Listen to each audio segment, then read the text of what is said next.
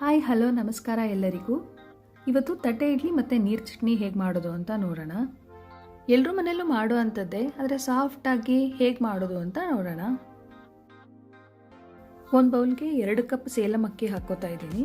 Ration ಅಕ್ಕಿನಲ್ಲೂ ಮಾಡ್ಬೋದು, ಆದರೆ ಈ ಅಕ್ಕಿನಲ್ಲಿ ತುಂಬ ಸಾಫ್ಟಾಗಿ ವೈಟಾಗಿ ಬರುತ್ತೆ. ಇದನ್ನು ಚೆನ್ನಾಗಿ 2 ರಿಂದ 3 ಸಾರಿ ವಾಶ್ ಮಾಡ್ಕೊಳ್ಳೋಣ.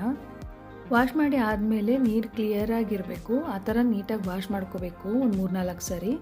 ಇದನ್ನ ಇವಾಗ ಒಂದು 5 ರಿಂದ 6 ಗಂಟೆ ನೆನೆಯೋದಕ್ಕೆ ಬಿಡೋಣ.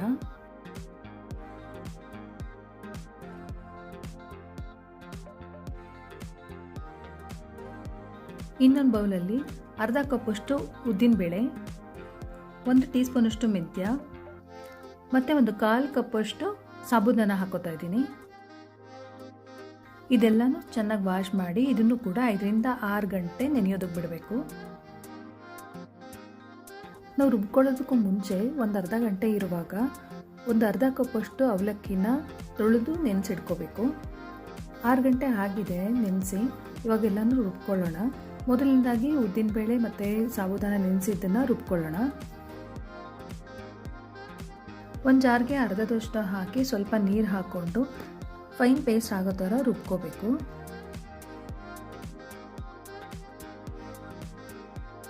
ಚಳಿಗಾಲದಲ್ಲಿ ಇಡ್ಲಿ ದೋಸೆ ಮಾಡುವಾಗ ಸ್ವಲ್ಪ ಬೆಚ್ಚಗಿರೋ ನೀರಲ್ಲಿ ನೆನೆಸಿ ಮತ್ತು ರುಬ್ಬುವಾಗಲೂ ಸ್ವಲ್ಪ ಬೆಚ್ಚಗಿರೋ ನೀರು ಉಪಯೋಗಿಸಿದ್ರೆ ಫರ್ಮೆಂಟ್ ಚೆನ್ನಾಗಾಗುತ್ತೆ. ಆ ಟೈಮಲ್ಲೂ ಇಡ್ಲಿ ದೋಸೆ ಚೆನ್ನಾಗಿ ಬರುತ್ತೆ.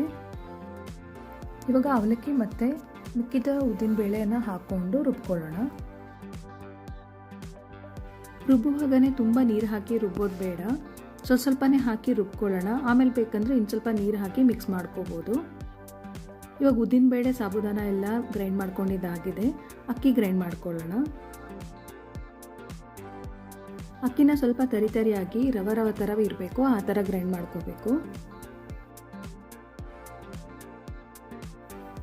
ಗ್ರೈಂಡರಲ್ಲಿ ರುಬ್ಕೊಳ್ಳುವಾಗಲೂ ಸೇಮ್ ಪ್ರೊಸೀಜರ್. ಫಸ್ಟು ಉದ್ದಿನಬೇಳೆ ಮೆಂತ್ಯ ಸಾಬೂದಾನ ರುಬ್ಕೊಂಡು ಆಮೇಲೆ ಅಕ್ಕಿನ ತರಿಯಾಗಿ ರುಬ್ಕೋಬೇಕು.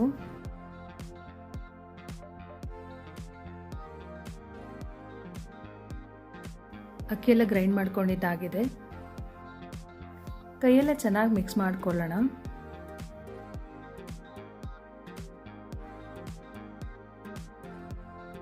ಒಂದು ನೈಟ್ ಫುಲ್ ಫರ್ಮೆಂಟ್ ಆಗೋದಕ್ಕೆ ಬಿಡೋಣ.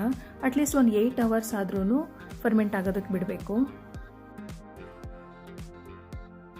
ಓವರ್ನೈಟ್ ಬಿಟ್ಟು ಮಾರ್ನಿಂಗ್ ತೆಗಿತಾ ಇದ್ದೀನಿ. ನೋಡಿ ಎಷ್ಟು ಚೆನ್ನಾಗಿ ಫರ್ಮೆಂಟ್ ಆಗಿದೆ.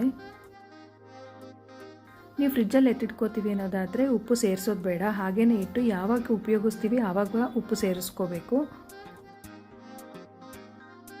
ಹಿಟ್ಟು ಚೆನ್ನಾಗಿ ಉಬ್ಬಿ ಬಂದರೆ ಇಡ್ಲಿ ಸ್ಮೂತಾಗಿ ಚೆನ್ನಾಗಾಗುತ್ತೆ.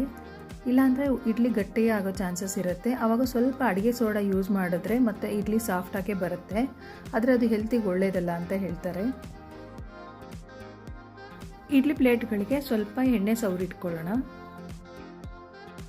ಕೆಳಗಡೆ ಬಾಳೆ ಎಲೆ ಹಾಕಿನೂ ಮಾಡ್ತಾರೆ, ಅದು ತೆಕ್ಕೊಳ್ಳೋದಕ್ಕೆ ಈಸಿ ಆಗುತ್ತೆ. ಆದರೆ ಎಲ್ಲ ಟೈಮಲ್ಲೂ ಅದು ಸಿಗಲ್ಲ.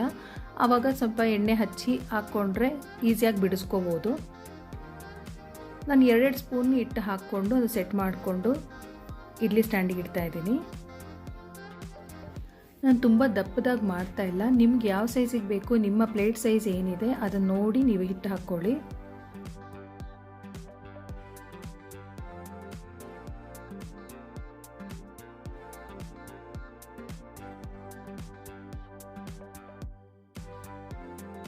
ಇನ್ನೊಂದು ಕಡೆ ಇಡ್ಲಿ ಕುಕ್ಕರಲ್ಲಿ ನೀರು ಹಾಕಿ ಕುದಿಯೋದಕ್ಕೆ ಇಟ್ಟಿದೆ. ನೀರು ಕುದೀತಾ ಇದೆ. ಇವಾಗ ಇಡ್ಲಿ ಸ್ಟ್ಯಾಂಡ್ ಇಡ್ತಾ ಇದ್ದೀನಿ. ಇದನ್ನು 15 ನಿಮಿಷ ಸ್ಟೀಮ್ ಮಾಡಿಕೊಂಡ್ರೆ ಸಾಕು. ತುಂಬ ಹೊತ್ತು ಮಾಡಿಕೊಂಡ್ರೂ ಇಡ್ಲಿ ಗಟ್ಟಿ ಆಗೋ ಚಾನ್ಸಸ್ ಇರುತ್ತೆ. ಇದಾಗೋ ಅಷ್ಟರಲ್ಲಿ ನೀರು ಚಟ್ನಿ ರೆಡಿ ಮಾಡ್ಕೊಂಬಿಡೋಣ.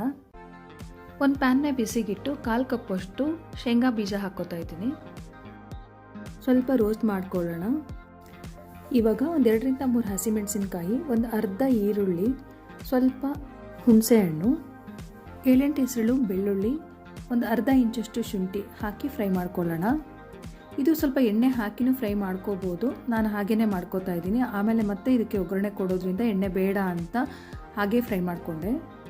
ಇದನ್ನು ಸ್ವಲ್ಪ ತಣ್ಣಗಾದ್ಮೇಲೆ ಗ್ರೈಂಡ್ ಮಾಡ್ಕೋಬೇಕು. ತಣ್ಣಗಾಗಿದೆ, ಇದನ್ನು ಜಾರಿಗೆ ಹಾಕ್ಕೊಂಡಿದ್ದೀನಿ. ಇವಾಗ ಇದ್ರ ಜೊತೆಗೆ ಸ್ವಲ್ಪ ಕೊಬ್ಬರಿ, 3 ಟೇಬಲ್ ಸ್ಪೂನಷ್ಟು ಹುರಿಗಡಲೆ, ಸ್ವಲ್ಪ ಉಪ್ಪು ಮತ್ತು ನೀರು ಹಾಕಿ ಗ್ರೈಂಡ್ ಮಾಡ್ಕೋಬೇಕು. ಇದಕ್ಕೆ ಸ್ವಲ್ಪ ಎಣ್ಣೆ, ಸಾಸಿವೆ, ಜೀರಿಗೆ, ಕರಿಬೇವು ಮತ್ತು ಒಣಮೆಣಸಿನ್ಕಾಯಿ, ಸ್ವಲ್ಪ ಇಂಗು ಹಾಕಿ ಒಗ್ಗರಣೆ ಮಾಡಿಕೊಂಡ್ರೆ ನೀರು ಚಟ್ನಿ ರೆಡಿ ಆಯಿತು. ಸ್ಟೀಮಿಗೆ ಇಟ್ಟಿದ್ದು ಇಡ್ಲಿನೂ ರೆಡಿಯಾಗಿದೆ. ಸ್ವಲ್ಪ ತಣ್ಣಗಾದ್ಮೇಲೆ ಬಿಡಿಸ್ಕೋಬೇಕು. ಬಿಸಿ ಇರುವಾಗಲೇ ಬಿಡಿಸೋಕೋದ್ರೆ ಶೇಪ್ ಬರಲ್ಲ, ಎಲ್ಲ ಕಿತ್ತೋದಂಗೆ ಆಗುತ್ತೆ. ಮೊದಲು ಸೈಡ್ಸ್ನ ಬಿಡಿಸ್ಕೊಂಡು ಆಮೇಲೆ ನೀಟಾಗಿ ತೆಕ್ಕೋಬೇಕು. ನೋಡಿ, ಸಾಫ್ಟಾಗಿ ವೈಟಾಗಿ ಚೆನ್ನಾಗಿ ಬಂದಿದೆ. ರೆಸಿಪಿ ಇಷ್ಟ ಆದರೆ ಲೈಕ್ ಮಾಡಿ, ಸಬ್ಸ್ಕ್ರೈಬ್ ಮಾಡ್ಕೊಂಡು ನೋಡಿ. ಹೋಟೆಲಲ್ಲಿ ಸಿಗೋ ಥರ ಮನೆಯಲ್ಲೇ ಮಾಡ್ಕೊಂಡು ತಿನ್ನಿ, ಹೆಲ್ದಿಯಾಗಿರಿ, ಎಂಜಾಯ್ ಮಾಡಿ ಅಂತ ಹೇಳ್ತಾ ಮತ್ತೊಂದು ರೆಸಿಪಿಯೊಂದಿಗೆ ಸಿಗ್ತೀನಿ. Thank you for watching.